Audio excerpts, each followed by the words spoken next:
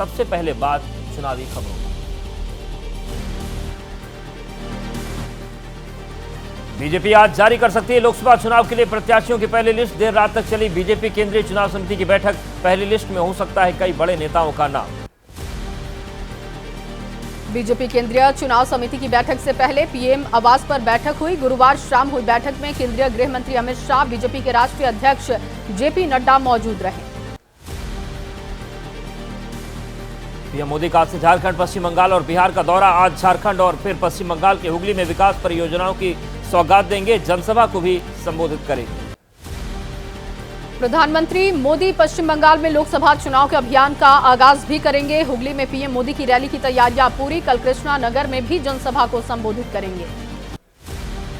असम में बीजेपी और सहयोगी दलों में सीटों का बंटवारा फाइनल। राज्य की 14 लोकसभा सीटों में बीजेपी 11, असम गण परिषद 2 और यूपीपीएल की एक सीट पर चुनाव लड़ेगी।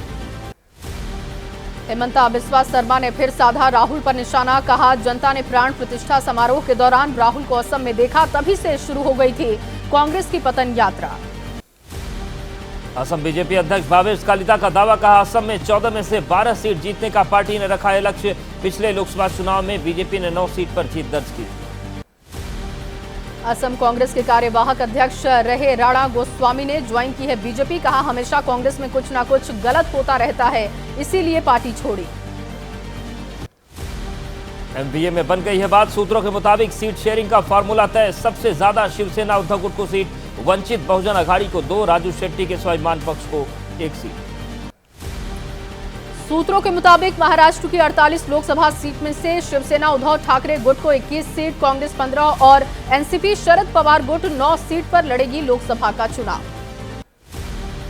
महाविकास अघाड़ी में जल्द ही सीट शेयरिंग का होगा ऐलान। सूत्रों के मुताबिक जिस पार्टी का होगा मौजूदा सांसद, उस पार्टी को मिलेगी सीट, भले ही पार्टी में ना हो सांसद। महाराष्ट्र में एमवीए की सीट शेयरिंग पर अब दिल्ली में होगा अंतिम फैसला। सूत्रों के हवाले से खबर। बैठक के बाद पवार से उनके आवास पर मिले नेता। कांग्रेस नेतृत्व की राय के बाद ऐलान होगा। बीजेपी नेता शहनवाज हुसैन ने तेजस्वी और राहुल की यात्रा पर साधा निशाना किया। दावा, बिहार बीजेपी को 40 सीटों पर जिताकर जिताएगा पीएम मोदी पर विश्वास। तेलंगाना में बड़ा उलटफेर हुआ। सांसद पी रामुल्लू ने बीआरएस छोड़कर ज्वाइन की है बीजेपी। पीएम मोदी की तारीफ की। दिल्ली में कहा, केंद्र सरकार के काम को देखकर बीजेपी ज्वाइन की। बीआरएस नेता केटी रामाराव ने तेलंगाना के सीएम आर रेड्डी को दी लोकसभा चुनाव लड़ने की चुनौती। कहा, मौका और दूसरे फायदों के लिए लोग छोड़ते रहते हैं पार्टी। बीजेपी में जाने को लेकर कमलनाथ के बेटे सांसद नकुल नाथ ने कहा, बीजेपी फैला रही है भ्रम। कमलनाथ या मैं कोई बीजेपी में नहीं जा रहा, हम लोग कर रहे हैं लोकसभा चुनाव की तैयारी। उत्तराखंड के साधु संतों ने उठाई मांग, हरिद्वार लोकसभा सीट से किसी संत को मिले टिकट। कहा, अगर कोई संत हरिद्वार से सांसद बनेगा तो धर्म की नगरी का विकास होगा। यूपी के 3 दिवसीय दौरे पर निर्वाचन आयोग की टीम पर ही लोकसभा चुनाव की तैयारियां। सूत्रों के मुताबिक पहले दिन जरूरी संसाधनों की व्यवस्थाओं पर चर्चा की। निर्वाचन आयोग की टीम ने सभी दलों के प्रतिनिधियों से अलग अलग की मुलाकात। आज प्रदेश के सभी आला अधिकारियों के साथ बैठक कर लोकसभा चुनाव की तैयारियों का लेगी जायजा। लोकसभा चुनाव के लिए सीएपीएफ की आज से पहले चरण की तैनाती। सूत्रों के मुताबिक केंद्रीय सशस्त्र पुलिस बलों के 3,04,000 से अधिक कर्मियों की अलग अलग राज्यों में होगी तैनाती। खबर है कि इस हफ्ते के अंत में पश्चिम बंगाल और नक्सल प्रभावित इलाकों में सुरक्षा बल के जवानों की होगी तैनाती। जम्मू कश्मीर में भी पहुंचना शुरू कर देगी सीएपीएफ। 7 मार्च से दूसरे चरण की तैनाती की कवायद। सूत्रों के मुताबिक मार्च के दूसरे और तीसरे हफ्ते में बाकी जगहों पर तैनाती होगी। कमांडिंग अधिकारियों को चुनाव ड्यूटी से जुड़ा आदेश जारी। जैसे ही घड़ी का काटा दोपहर 2:30 पे आए, बबीता जी का दिल सास बहू साजिश के लिए मचल जाए।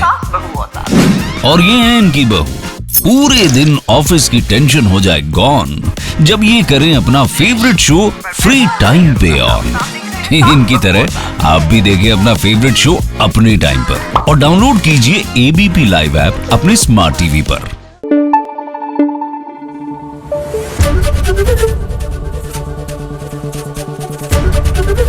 एबीपी न्यूज आपको रखे आगे।